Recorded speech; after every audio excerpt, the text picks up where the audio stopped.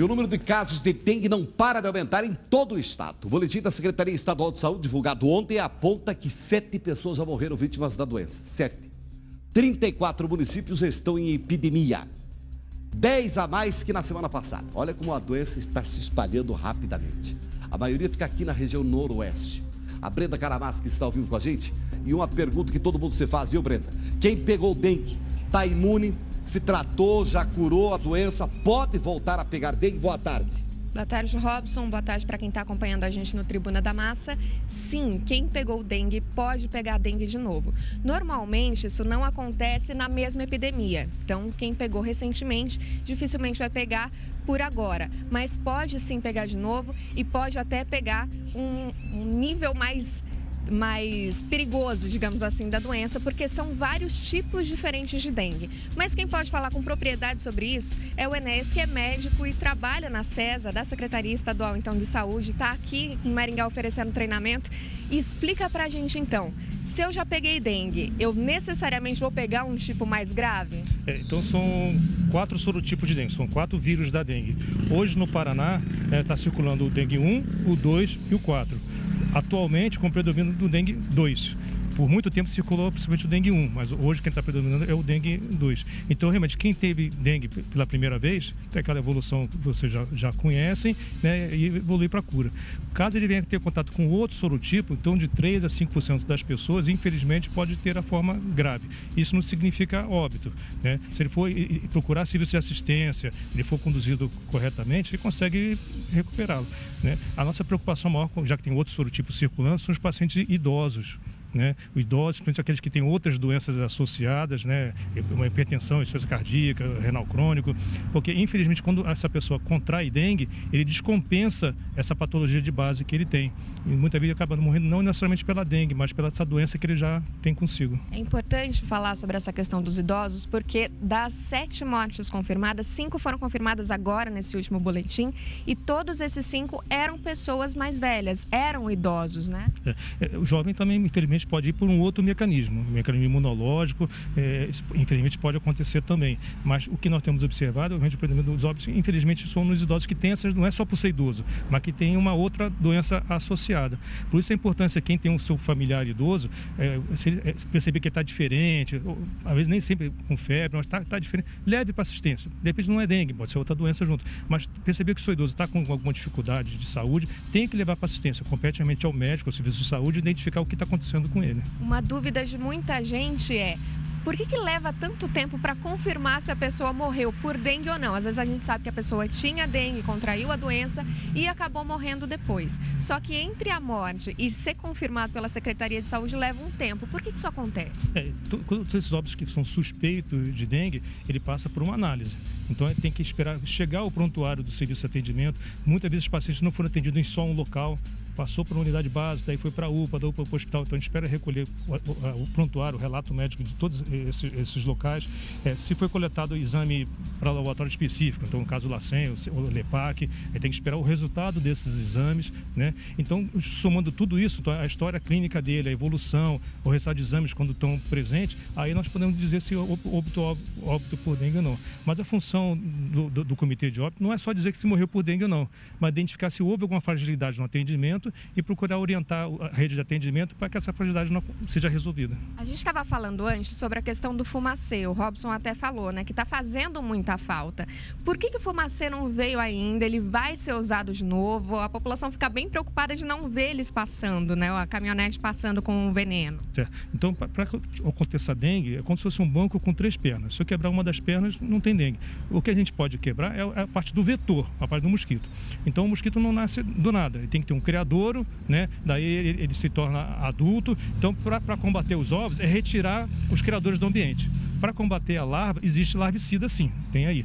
O que nós não temos no momento é o proadulto. Mas por que isso aconteceu? Foi usado tanto veneno nesses 20 anos que, infelizmente, aqueles mosquitos que geneticamente já tinham uma resistência ao veneno, foi matado os sensíveis e sobrou só os resistentes. E é o que nós temos no mercado hoje aí. Então não adianta nós pulverizarmos o ambiente com veneno, que inclusive é tóxico para a gente também, porque não vai conseguir matar o mosquito. O mosquito já está resistente ao veneno habitual que está sendo usado. Só para a gente encerrar a dengue, hoje tem treinamento para as equipes aqui de Maringá, daqui vocês seguem também para a região, Paranavaí e Campo Mourão. Como é esse treinamento? Nós estamos conversando com todos os médicos e a enfermagem dos serviços de saúde, relembrando aqueles que já sabem, então revendo conceitos de manejo, identificação de dengue dengue grave, como conduzir cada um desses pacientes e na finalidade final realmente é evitar o óbito.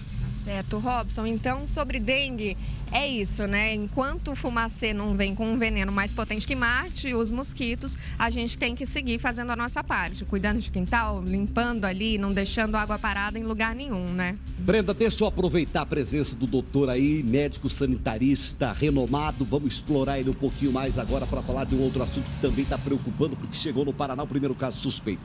Né? Você sabe do que eu estou falando, coronavírus. Essa desgraça que veio lá da China e já se espalhou pelo país, já está matando, estão 130 e poucos mortos pelo mundo, além dos 100 e tantos na China. E agora um caso suspeito em Curitiba. Como é que ele está vendo essa situação? Há motivo de pânico?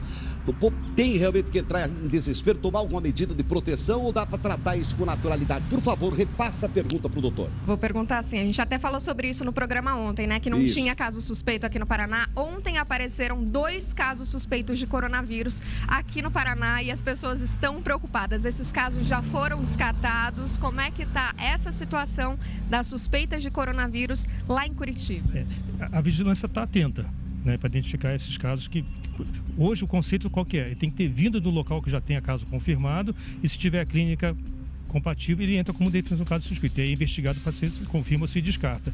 Mas, né, nós temos que lembrar lá em 2009, quando apareceu a influenza, né, que é o outro vírus de transmissão respiratória. Então, todo aquele cuidado que foi criado na época, lavagem das mãos, álcool gel, né, em ambiente público, quando chegar o coronavírus aqui, o cuidado com o uso com máscara, mas o principal é lavar a mão e álcool gel. Isso a gente já pode estar relembrando e começando já desde agora. A gente não precisa esperar chegar o caso aqui para começar a prevenção. Agora, doutor, para a gente entender certinho, essas 2 pessoas que estavam com suspeitas de coronavírus, elas tinham viajado para a China recentemente e apresentaram ali um quadro de gripe, né, uma complicação, e até por conta dessa viagem é que foi considerado esse risco também. Como que é feita essa prevenção pelos órgãos de saúde? É investigado, então, se houve viagem para fora, quais são os sintomas, porque a prevenção que a gente pode fazer de álcool gel, lavar a mão é mais fácil. E aquela de bloqueio mesmo para tentar impedir o vírus de chegar aqui. Então, a definição de caso suspeito, então, ele tem que ter aquele quadro gripal e ter viajado para um desses locais. Então, junta a clínica com a história epidemiológica. Quando o paciente é definido como caso suspeito, ele é isolado. Então, é feito todo o bloqueio para que ele contamine outras pessoas. Tanto outras pessoas da comunidade, como os próprios técnicos, os próprios profissionais de saúde. Né? E espera o resultado de exames e a avaliação dele e a própria evolução dele, né? Passado aquele período confirmando que não é o coronavírus, aí o caso é descartado. Para a gente ficar mais tranquilo, esses 2 casos suspeitos já foram descartados? O que passaram para a gente, como está em trecho em viagem, o que passaram para a gente é que sim. Certo, então. É isso, mas não dá para descuidar. Como o doutor colocou aqui, prevenção é sempre a melhor saída. E prevenir o coronavírus é como prevenir a gripe, ele estava dizendo aqui, né? Então, lavar a mão com frequência, vai tossir, vai espirrar, então cuidado, né? Não faça isso perto de ninguém. Se fez, higieniza a mão, álcool gel, não fica em aglomeração de pessoas, está com suspeita, usa máscara, procura o médico e se viajou para algum país que já tem casos de coronavírus, chegou com algum desses sintomas, pode parecer bobo, né? Sintomas de gripe, procura o serviço de saúde, conta isso, porque quanto a gente puder evitar que esse novo vírus chegue aqui, melhor, né, Robson? Obrigado, Brenda. Agradece aí ao doutor, valiosíssima a participação dele para esclarecer a gente sobre esses 2 assuntos importantes que matam, dengue e coronavírus. E agora a pergunta que não quer calar, e esse sujeito que veio da China para Curitiba procurar trabalho, esse cara passou quantas horas? 12, 15, 18 horas dentro de um avião, com mais umas centenas de pessoas. No aeroporto ele teve contato com muita gente, no embarcar, no desembarcar aqui no Brasil. Lá no Afonso Pena, quando ele desembarcou do avião, quanta gente ele teve contato. Esse vírus está no ar. Dali para contaminar aí, virar uma epidemia no Brasil, no Paraná, é um pulo. É só uma questão de dias. Graças a Deus, pelo que disse aí o médico, foi descartada essa possibilidade. Passou o susto, graças a Deus.